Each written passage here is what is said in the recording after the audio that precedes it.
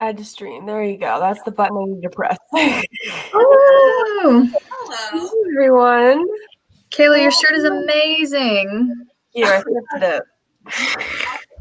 I love it. Thank you. Yes. Thank you all. Well, hello, everyone, and welcome to Preserving Queer History in Morgantown. My name is Kayla Gagnon, if you can't read. I am the host of the podcast Queer Mountaineers, and yeah, we're here to, talk about sharing queer history in Morgantown. Got all of our friends here today to come hang out with us. All good. Y'all look great. My Jimmy Diamond face. Oh, yes. How was he yesterday? Was he a little much? He behaved himself well. Okay, good. Kayla, he was awesome. He's he's my weird roommate. So he's not the roommate. He's not the roommate that does. He's not the roommate that knows that he's the roommate my actual roommate doesn't know about. Right. So like he's subleasing and they don't know.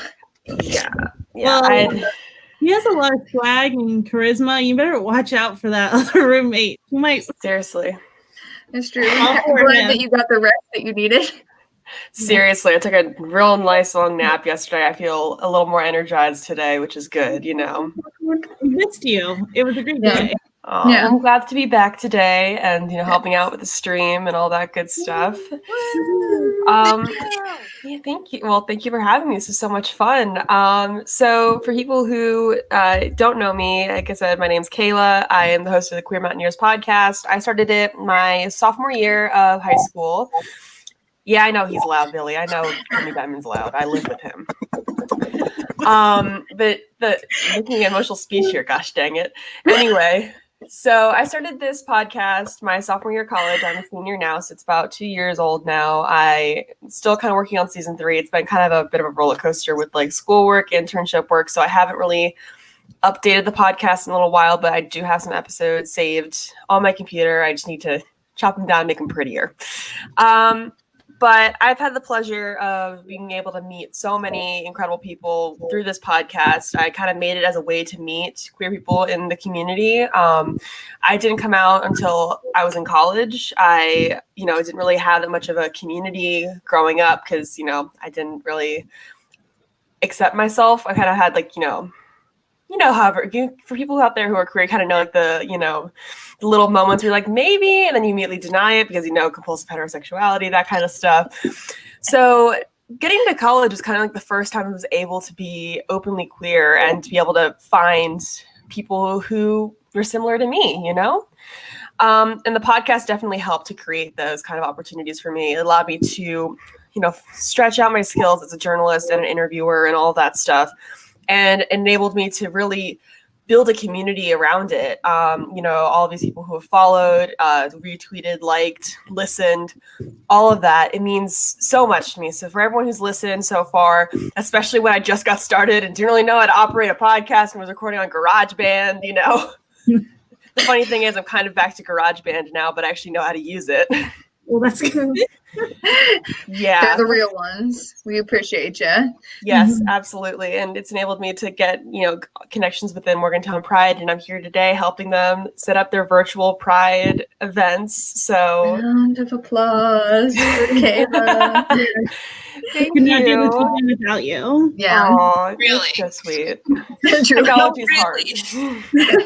Technology's hard, y'all. I mean, you guys probably y'all saw on the the stream on the countdown when there was the the black screen for a second. I was like, no, it's been so good this weekend. Oh my goodness, I've Good never had for something Billy like that Button. They say they came out their junior year of high school. That's amazing. Oh, that is Good awesome. for you. Yeah, heck Good yeah. for you. That's awesome.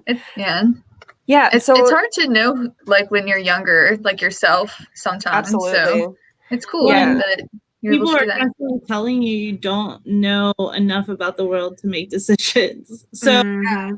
it makes you question, like, what you're feeling and, if you're valid in these things. So it's a hard time to come out.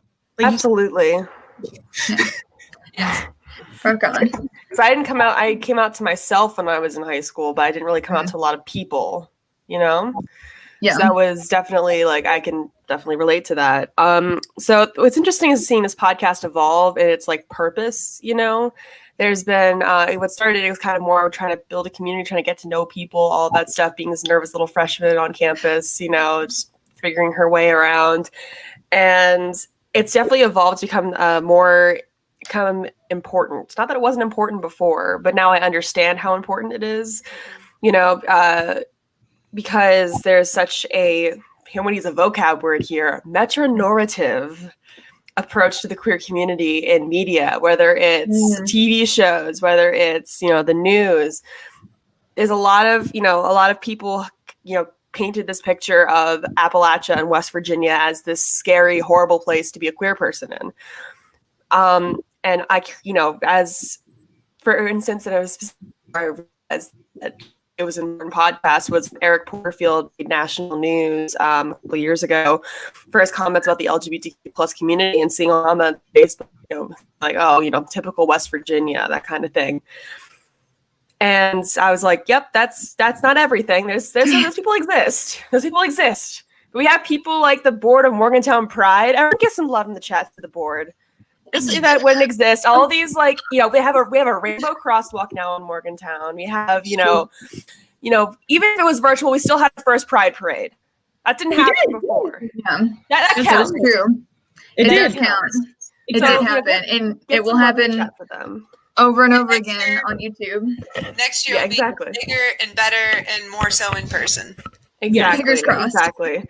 Morgantown Pride was Knock my on first wood. ever Pride. So y'all are doing some amazing work, and believe me, it does not go unnoticed by those of us in the community. So just want you know that. We're Gonna start trying. crying before we get It really, we try.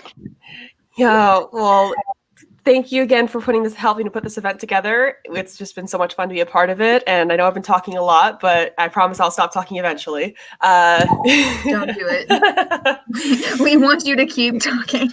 So everyone kind of knows has like a somewhat of an idea of what's going to happen today. So I'll explain a little bit because, I kind of made a lot of the content going into today's videos. So today is kind of a premiere of sorts. I'm an honors student at West Virginia University, and I'm in this program called the Honors Excel program. It's kind of like an Eagle Scout project that I'm doing, except I do all the work. Uh-oh. Shots fired at the Eagle Scouts. My brother's an Eagle Scout. I have plenty of shots fired against him. I was gonna say, I think you've helped out with this project quite a bit. Oh, I did. I edited an entire documentary for that. But that's not the point. That's not the point. We got some passion here. Goodness gracious, Jimmy rubs off on me sometimes. It's a problem. Anyway, so for the first kind of installment of the project, it was originally going to be an interactive storyboard where there would be pictures of pride flags on there with a QR code. So you'd have your cell phone and you'd scan it and then a video would play.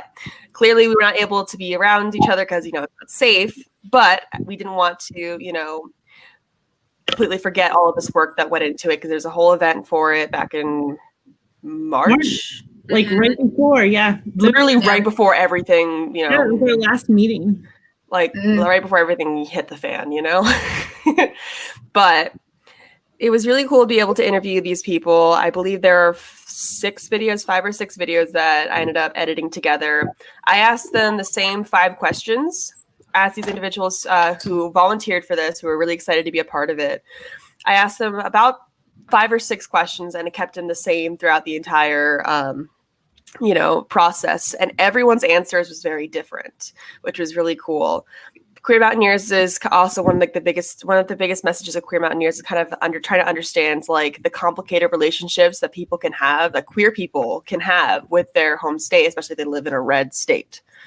So these videos kind of help to explore that relationship, and I'm really excited to be able to share that with all of you right now. So I'm going to pull up the video in a second. Let's hear technology. Let's hope technology is nice to us today. Oh, I'm so excited. So here we go. We got our first video. Yes. And yay. All right, here we go. First one. You might want to grab your tissues. My parents are him and his. I'm originally from Kaiser, West Virginia, but I've lived in Morgantown the past 10 years. Originally, I came out here for school, and I've only stayed at the university for about a year or so. And it didn't really pan out the way I wanted it to, but I did want to stay in Morgantown now. It's just a lot more inclusive than back home is for me. So I kind of stuck around in Mountaineer. When I was about 10 or so, I noticed that I didn't like the same things that most boys my age liked. And my mom didn't try to remedy it so much as just push it off. And so because of that, I joined karate, and it was a very, we're just not going to talk about this. And then, and I didn't run into any issues with that then, other than kind of learning, well, we just don't talk about this. And then a few years later, I joined soccer, and it was the same thing. It was very, that's just a part of you, but we don't have to acknowledge it. And then I ended up joining a ballet studio, and that's kind of where things flourished for me, but again, behind the scenes. So it was very difficult to verbally express things, but being in a dance studio, I was able to just let everything fly out. And I actually danced with them for about 10 years. And I climbed the ranks, and I started teaching classes and everything. And my choreographers and everything, they were super supportive, and we talked about everything. Like, there was nothing to keep in the closet or anything like that. And then as soon as I would go home, it was just right back to, well, we're going to shut this part away now. And so coming out here, though, there's just, it's not an issue. A lot of my friends that I've made out here, none of them have stayed around. A lot of them have gone in every direction.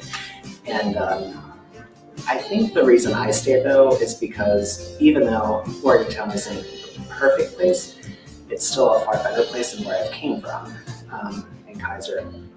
And I'm still close enough that I can go see family. And really, one of the only things keeping me around right now is my grandmother's health. It's not doing too great, and I'm not sure what's going to happen after she's no longer here, because I don't know, I'm kind of, I'm losing my ties slowly, but, and there's a lot more opportunity elsewhere right now. But I really like where I work, and I really like the people that I still have here as friends. So I think they're mainly what's keeping me holding on.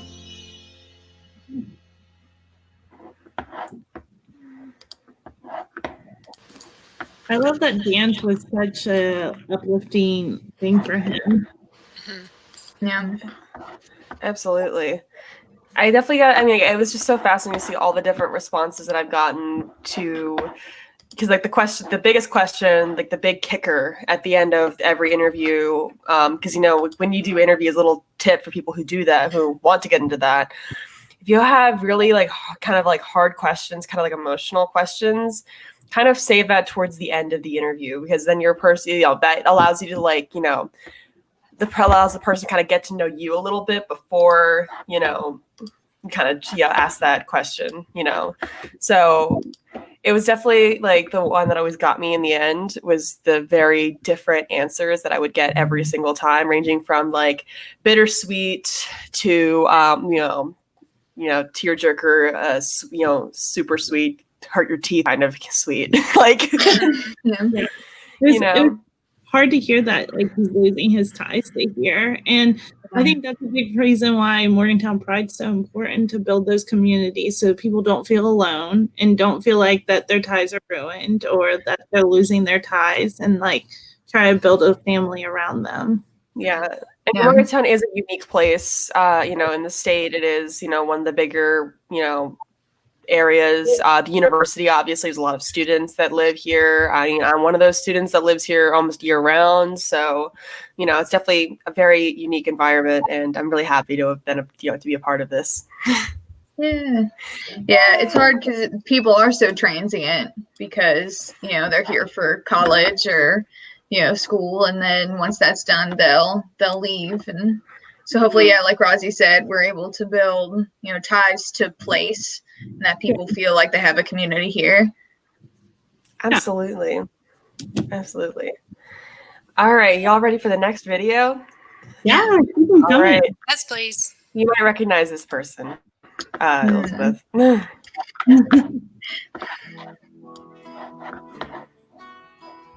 I knew that I was gay at a very young age, like 11 or 12, which was rough because knowing you're gay in middle school is hard. In middle school, I got harassed quite a bit about like knowing my sexuality and things like that. My coping mechanism for it was to embrace that, and it made for some very cringy moments in my high school life. But it was worth it, I think, because staying in town and being older, I got to meet a lot of the people, see a lot of people I went to high school with, and a good number of them came to me and were out and said that I had helped them discover their sexuality because I had been out younger. Well, I mean, the Pride sidewalk, the representation, I was here before WVU had their LGBTQ center. I think I graduated right as that was coming in. So the addition of that is really cool. I think both the city and the university have really improved themselves in that capacity. So yeah, I think the Morgantown Pride thing is amazing. I'm opening a board game cafe in downtown Morgantown because I think Morgantown needs a safe, dry third space for families and young professionals to. I'd love to work with Morgantown Pride and maybe facilitate a lot of their youth events. I want to stay because this is home. So, oh man, I'm getting emotional. I love this place. I love the people here. They might be ignorant. They might be, they might, I don't know. They have their faults, but their heart is good.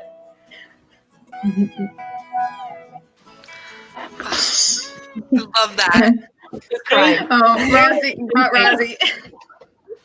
No shame. I'm not shaming you for that. I'm just observing. Have all the feels. It's been an emotional weekend. It has a lot of feelings. Feelings are good. It's okay. Yeah, so for those of you who don't know, who may be tuning in from other places, that is my partner. I can hear her cackling in the other room right now, actually. So I liked that interview. I hear her cackling again. Hi, Katie. But yeah, she's a good egg. We like her a lot. And she's very supportive of Morgantown Pride. She pit crew. I feel like we have some really great people that help out and show up all the time that may not necessarily be on the board, but she's always showing up for Morgantown. She was probably like one of the most like fun interviews I did that day. Not that they all weren't fun, but like as in there's like that day we had a lot of emotions. Okay, there was a lot of emotions going on that. There was like the kind of like goofy like but sweet kind of feel with like Katie's interview, and like kind of like the bittersweet kind of aspect of William's interview.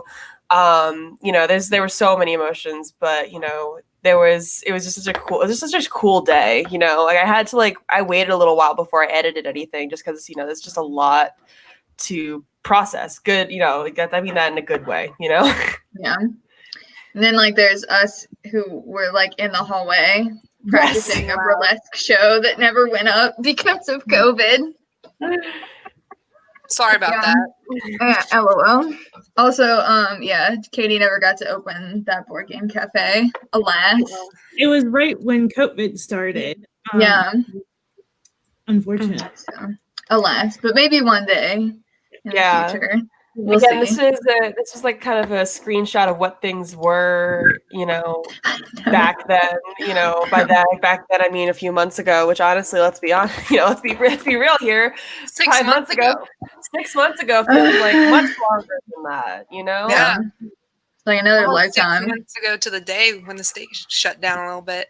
Right, because I mean, it's our monthly meeting. Mm-hmm. Yeah. Mm-hmm. And as we like, so do we cancel Pride? And we're like, okay, plan B, plan C, plan D, let's go. Right. I think we've made it through the alphabet at this point. This is plan Z. I thought plan Z was like stealing Neptune's crown and, you know, framing Mr. Krabs for it. That is plan Z. Becoming a sponge. I am a goofy goober. Yeah. We're going off the rails on this. I love it. I mean, what's to be expected? It's the four of us. I think like it's probably going to go off the rails. It's like, you know, it's the last day of Pride weekend, which, you know, we're all sad about. But, you know, it's like on the last weekends of Pride, you know, on the last days of Pride. See, it's hitting me too. It's fine. Like, it's, you know, it's all that stuff. So we're feeling a lot of things. We're saying a lot of things. And it's time for the next video before I go off topic again. All right, sound on, please. Jeez.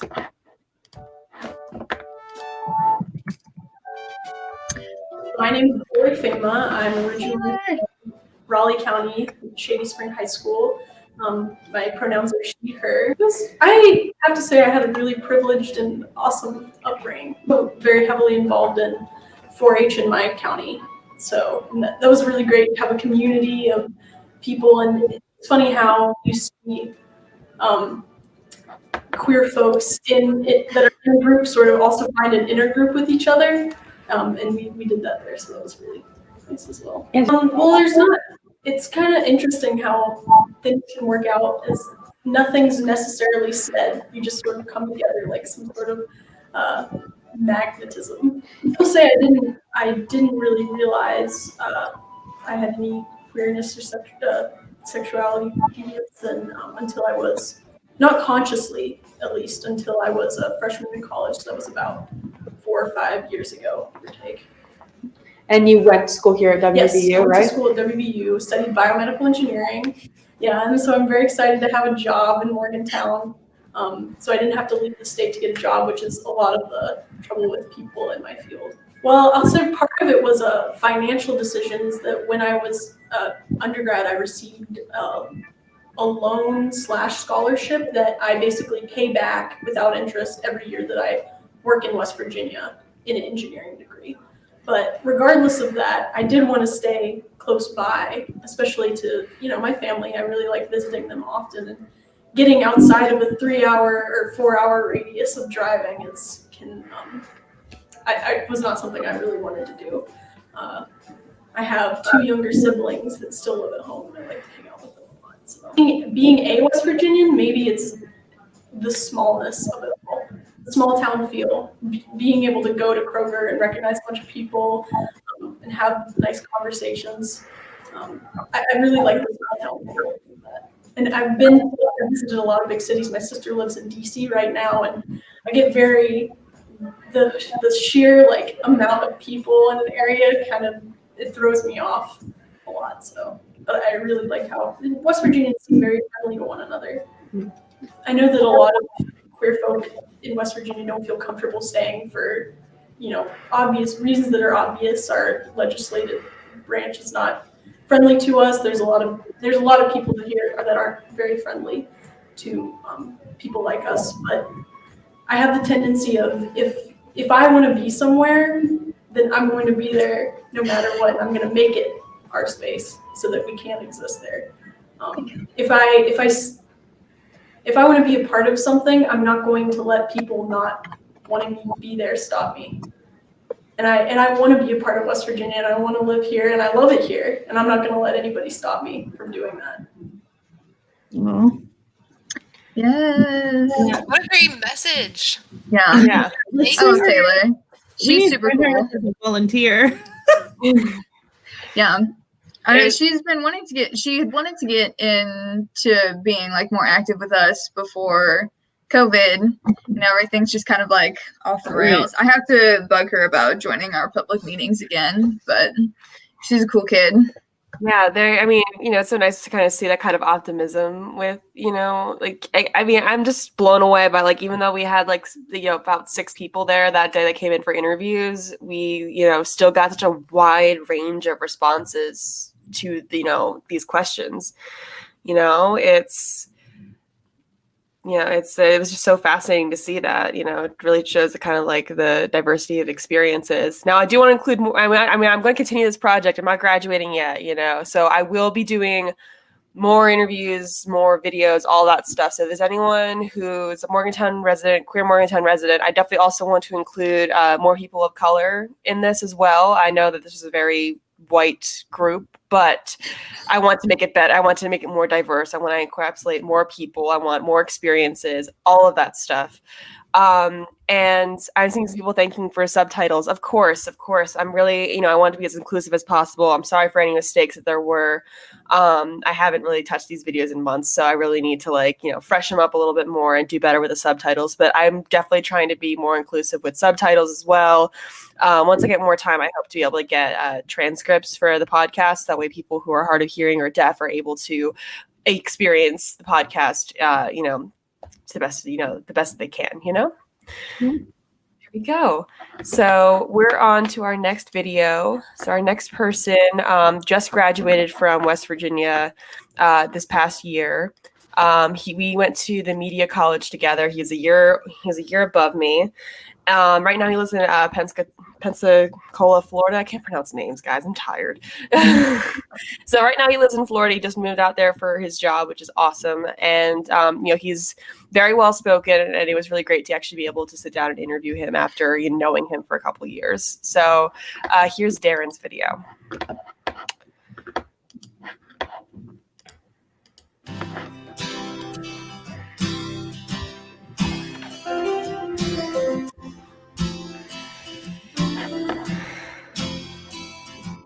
My name is Darren Hartwell. My pronouns are he, him, and his. I'm originally from Princeton, West Virginia, which is the very bottom of West Virginia. What really brought me to Morgantown was it was a place that I could kind of explore what I wanted to do. I kind of got the chance to grow into something that I wanted to be without the restrictions that I have back then. Some restrictions are including your political restrictions, your gender restrictions, your sort of heterosexual norms that everybody has to follow every day of their lives.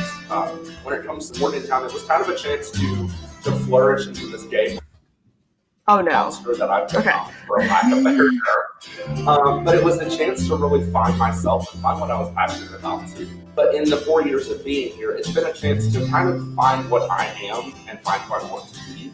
But more so of telling the stories that I want to also within my career as well. When I first started my journalism career, it was really nerve-wracking. I wanted to tell the stories of the queer community, but I didn't know how because I hadn't been out myself. So ultimately, I had no ties to the LGBTQ+ community.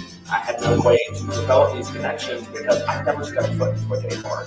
I knew a handful of gay people within my entire life. So when it came to telling these really private, really vulnerable, very sensitive stories, it was a really big learning lesson for me.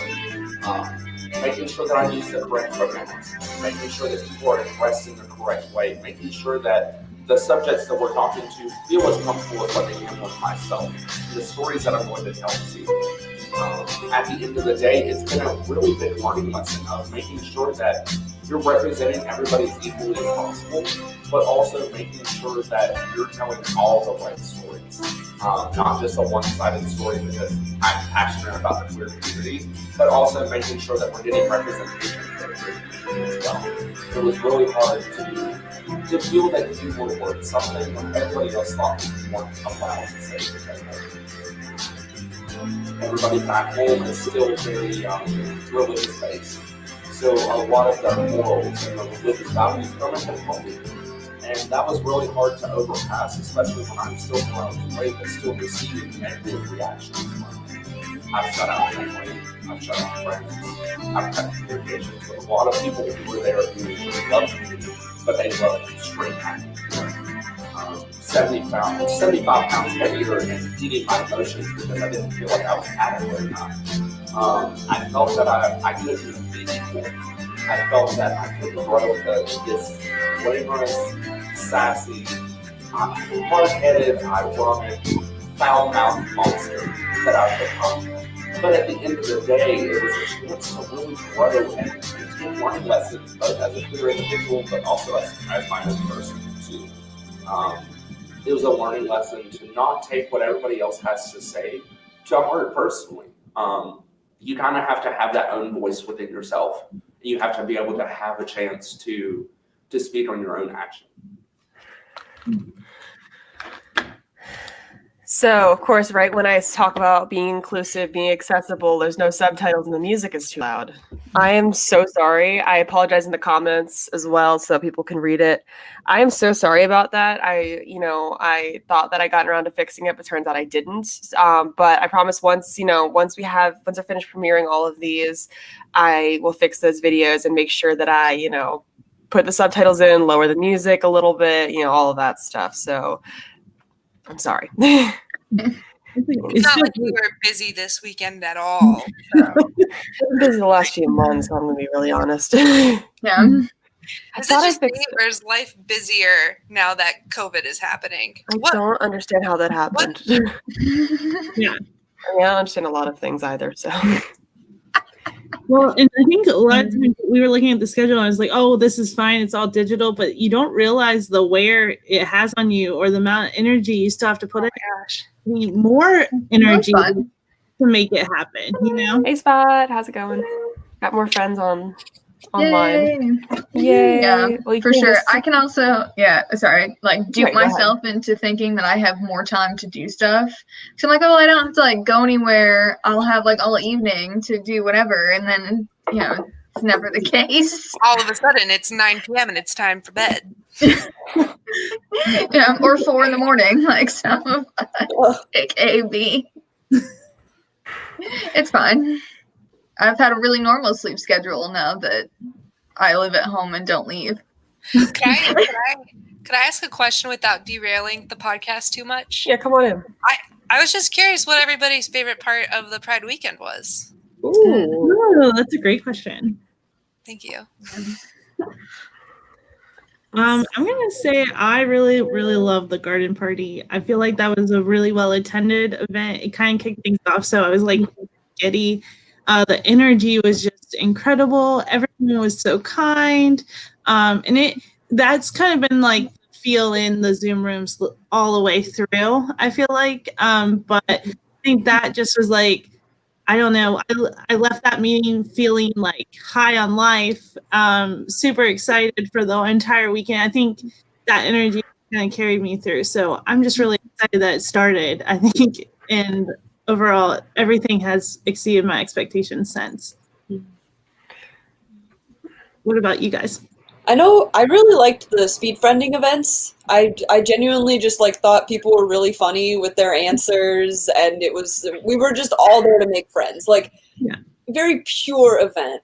And I in terms of panels and whatnot, I really loved the trans panel earlier. I genuinely like their stories, all of that, just sitting and listening, because I know it's hard to share some of these things and it can hurt a lot, but just knowing that they're fighting it and we're here to support everyone. It means it is meaningful to me.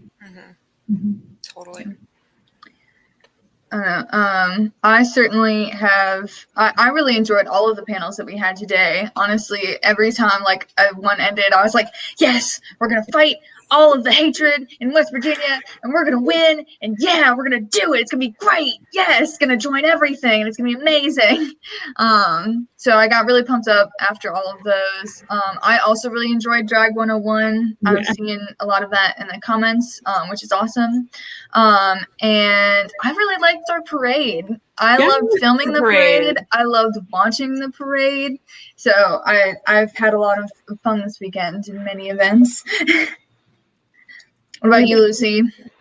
I mean, yesterday was my first ever drag queen story time, so that was pretty cool to see. And then today's panels, not to call any one of them out, but I really learned a lot at the PFLAG, and it was just so cool to see, like, the parent community.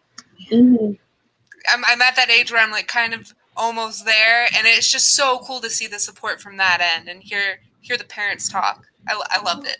Yeah, that's awesome. I mean, with everything being like Pride, it's so cool to see all the different layers of Pride that we experienced this weekend. I thought it was a good like sample flight of what Pride really means. That's a good way of putting it. Yeah, absolutely. Yeah, Kayla, did Jimmy tell you his favorite? Oh, he filled me in. He had me put on his lashes before I had to take my nap. He's a bit of a squirmer. He's a little bit of a baby when it comes to those things, but the lashes look good, so he can give me the credit for that. Will do. A little concerned you slept through the day. Have you seen a doctor about that? I took breaks, and then I saw that Jimmy had it all nailed down, so I was like, I'll just sit in the corner and play on my phone or something, well, my bed's over that way, so you can't even see it. I clean my bathroom and all that stuff, so I know Jimmy's super high maintenance, but he is he messy? So what was Jimmy's favorite part? Yeah, Jimmy told me that his favorite part was definitely the Drag 101 panel. I'm surprised at how well he was able to host that, considering that he doesn't have the extensive podcast experience that I do. He's hosted one show before this, so give him some credit for hosting a whole panel. Fair enough. Yeah. And I really like this because this is the first. This is the first Morgantown Pride event that I've helped host and all that stuff. So thank you. I think I'm doing okay. You're doing great. Good. He didn't tell embarrassing stories about me. Thank you, Billy. Thank you for reporting that. I appreciate that. So it's gonna be a bit of a mood swing to change things up. So this next person is Barry Wendell. He's one of the members of City Council, and he's I think one of, if not the first, openly gay City Council member in Morgantown. And I've had the pleasure of interviewing him not once but twice for Queer Mountaineers. This is my third time interviewing him. Wow. And he talked for almost an hour, sharing all of this stuff that he's experienced. And I don't mean that in a bad way whatsoever, that he talked for an hour. He had just so many things to share, and it was really hard to get this video down to how long is it's about 4 minutes long. So it's really hard to be able to get so much storytelling and all that stuff down to 4 minutes. Yeah. We love you, Barry. Thank you very much for sharing your story. You could definitely tell that some of these things were a little hard for him to share. So I definitely respect that so much. If he's watching, we really appreciate that. Thank you for sharing your experiences. So his video isn't as much about, it's a little bit, I think he mentions Morgantown a little bit, but he mostly talks about his experience being a gay man in during the AIDS crisis. So there's definitely some stories there. So I think I'll just let him take over from here. So here's Barry Wendell. I hope you all enjoy it.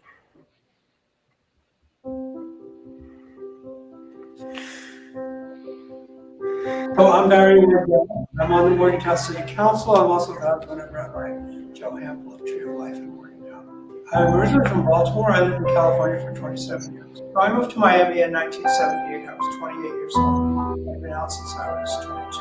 And I was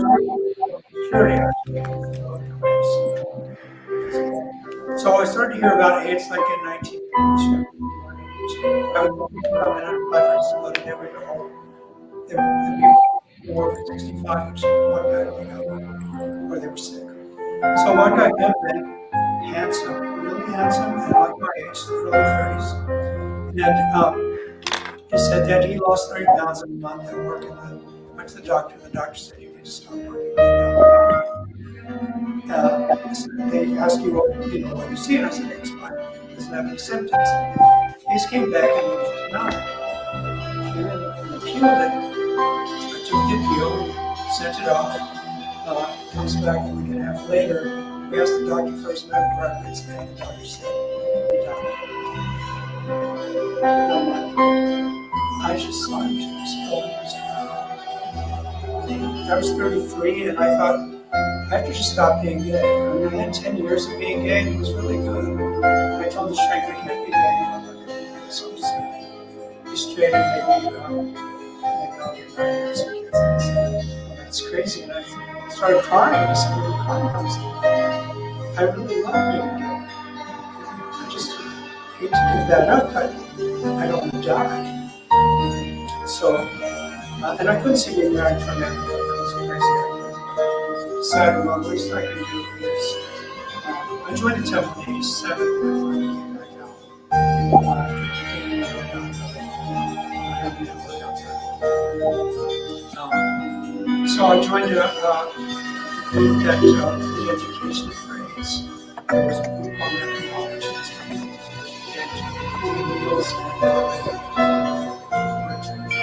and the time that's going on in town was a gay newspaper called Frontiers that we were to, and they would run pages of obituaries,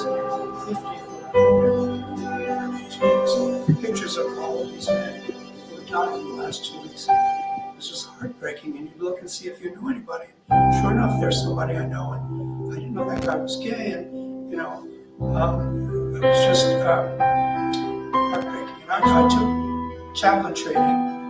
Big hospitals in LA had a rabbi on staff. Smaller hospitals did not. So I was trained to be a chaplain, and I took my medical AIDS patients. And they sent me to Hollywood Community Hospital. Hollywood that had a dedicated AIDS ward at that time. So I did that for a number of years to these people. And they were like, well, people would say, I'm not religious. It's okay, I'm just here to talk to you or to say a prayer for you. Or they would say, fuck or something. And they'd say, oh, I'm sorry, Rabbi. And I said, first of all, I'm not a rabbi. And secondly, I'm also gay. So don't feel like you have to, be something you're not in front of me. And I really wanted to get into the past because that Laura Neuro class and reading and watching Home at the End of the World just set me off about AIDS and how much I'd been through with that. It's a different perspective completely. Absolutely. Again, I apologize for lack of subtitles and the music being too loud. Those are the two videos and I'm really sad about that because those two, like Darren had some really emotional points in his story, and I really want to make sure everyone could hear that. And so did Barry's story. So I really, these videos will be publicly available after this. I just need to fix a few things first, and then we'll be good. The video is not playing at all on Barry's Facebook feed. I can send you the video. I can send you the video with the volume being fixed after this, so that way you can watch it again. I promise you'll get the video. We can share those too. What's up? We can share those too. Absolutely. Yeah, absolutely. I'll get if you want the raw file, I can send it to you. If you want the YouTube link, I can send it to you too. No problem. Yeah, so that's all 6 videos from this project. I definitely want to include more people. So if there's anyone from Morgantown who didn't get a chance to, we can even do this, virtually over Zoom. I can record over Zoom, all that good stuff. So, if you want to be a part of this project, let me know. This whole project is basically it's exactly like this, little panel was called in the first place, Preserving Queer History, because I remember trying to do research for a project when I was a sophomore, and I couldn't really find anything about the queer history in Morgantown. So, I hope that this can help, people see, kind of get a snapshot of what things were like. I mean, look at how much things changed in the last 6 months, Yes. Yeah. So, Talk about queer history in Morgantown, vice versa, is the oldest running gay bar in the state. and it only opened in 2000. So, Wow. Yeah, it's crazy. It's almost as old as I am. I'm 21, by the way. I thought you were making a joke that you were 2000, and if that's the point, I'm so sorry for explaining the joke. No, it's actually I was born in 99, vice versa opened in 2000. So You're closer So to my young. little sister's age than mine. And now I feel even older. You're welcome. We learned what the Twitch was this weekend, Rozzy. I know. We're trying to catch up with technology. But this weekend would not be possible without Kayla's help with Queer Mountaineers and all her experience, and Jimmy Diamond helping us all yesterday. Oh my gosh. We have turned this into quite the event, and thank you to everyone that watched, participated, liked, commented, shared, participated in our panels. We had sponsors that we were able to give out prizes and fun little things like that. Just thank you so much for the community for making this possible this weekend. Yeah.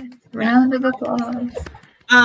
We were giving out some prizes, and Billy Button King, you have graced our page enough that we want to send you something. So if you want to give the contact information to Morgantown Pride in whatever way you want, we will be sending you a prize back. Jimmy's got Billy's phone number, so I'll ask him. Sounds good. So yeah, anyway, and thank you again to all our sponsors. I know there's a long list of them. We'll try to get them on our Facebook here shortly.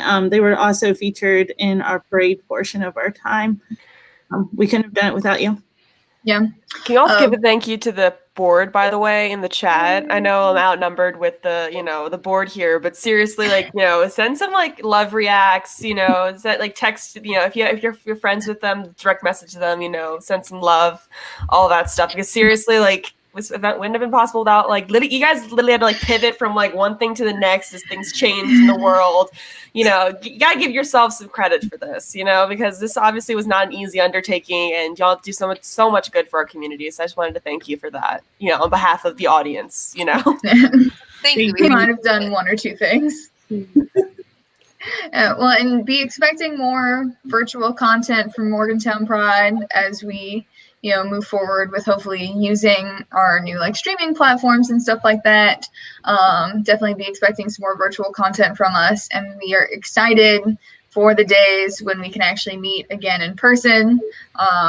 We are hoping for that to be, if not sometime this year, then sometime next year, that we can have a community gathering. We can see everyone in person, face to face. Like the panel said earlier, we'll see how tall you are. Yes, yeah. We have no idea how tall everyone is. Yeah. I did a poll on my Twitter last night asking, I have a lot of followers that I'd never met before. I did a poll how tall do you guys think I am? And the second place was 5'8". I'm 5'4". I'm a very small, I'm a very petite person. And they were no, they thought I was just tall and in charge. Not at all, guys. I'm the size of a pixie. I didn't think about that, but during all the Zoom, I could be a 6-foot person if I wanted. Yeah, the energy. I'm a tall person throughout my Zoom meetings now. Yeah. Tall There's person a height hierarchy. Yeah. That is funny. Oh my god. Well, Oh my goodness. I think this is the that's end. the end of the This weekend. is it. This is the end of the weekend. Holy bananas. That was awesome. Speaking of bananas, I did read all of the nice comments y'all said about my shirt, so I appreciate that. Oh, it's all the nice comments. I love the compliments. It's my favorite shirt right now. Anyway, All right. Thank you all so much again for tuning in and all that good stuff. We really appreciate that. I appreciate that as someone who ran the stream for this, and as someone who had to teach someone else how to use the stream yesterday. Yeah, I mean, if you want to follow, follow Morgantown Pride if you haven't already. Keep up to date on all the cool events that they're doing. Anything else y'all want to promote or share while y'all are here? Coming up is Homecoming Out. We're still trying to figure out exactly what that event will entail, but it will definitely be something fun. Yeah. And if you want to be part of Morgantown Pride and volunteer and help out, we have a digital meeting the first Sunday of every month, and that's from 10 to 11. Wow. Yep. Our next meeting will be October 4th. And we'll put you to work. We'll keep you busy. It's really fun. It's a really great way to give back to your community. Really. And in meet a people. meaningful way, and something where like you have a little bit of creativity on your end too. Yeah, People and you from don't have to be Morgantown from Pride Morgantown. Yeah. Yeah. I came from out of state. Yeah. Anyone can join. We'd love to have you. Follow us on Facebook. Follow us on Instagram. Follow us on Twitch. Follow us on YouTube. Yeah. We're on social media. Find us. You can buy our t-shirts right now. You can buy masks. You can buy our cool Mothman pins to celebrate our parade. So there's a lot of swag out there. Check it out on our cool link tree. Now that we have one. Ooh. We learned about link trees. We're learning. But if you have any questions, message us. Yeah. Thank you. And if you wanted to follow the podcast, Queer Mountaineers, we have a page on Facebook. You can find it on Morgantown Pride's Facebook page because it's shared on there. And if you want to follow on Instagram, it's Queer Mountaineers Podcast. Twitter is Queer Ears Pod. Ear is spelled with 2 E's. And listen to the podcast on Spotify, iTunes, and a bunch of other places I can't remember right now, but Anchor is one of them, I think. But Spotify and iTunes are usually the ones that people know anyway. So go listen to it there. There's 3.5-ish seasons on there right now. There's plenty of content to listen to. So if you're looking for something to do, there's a podcast. Just I apologize for the echoey sounds in like the first season or so. If you really want, it's like Parks and Rec season 1. I mean, the show wouldn't exist without it, but it's not the one that you find yourself rewatching. Oh, they're asking in the comments what it's called again. Yes, of course. So it's called Queer Mountaineers. So Mountain EERS for Mountaineers. It's how you spell Mountaineers. Yes. Yeah. I lost the spelling bee, y'all. Spell it. Queer Mountaineers. There we go. Thank you for the person who thank you for the commenting that. It is me. It is Elizabeth. There you are. I figured that was you. Yeah, it is I. Yes. Well, thank you all so much again for tuning in to all of the different events this weekend, all the panels, all the shows, all of that stuff. We really appreciate it. I appreciate it. Yay hosting. Thank you. All right, we're gonna go now. Get it? Yes. I'm gonna go clean my house. That's what I gotta do. Bye. Thank you for tuning in, everyone. Thank you. Thank you.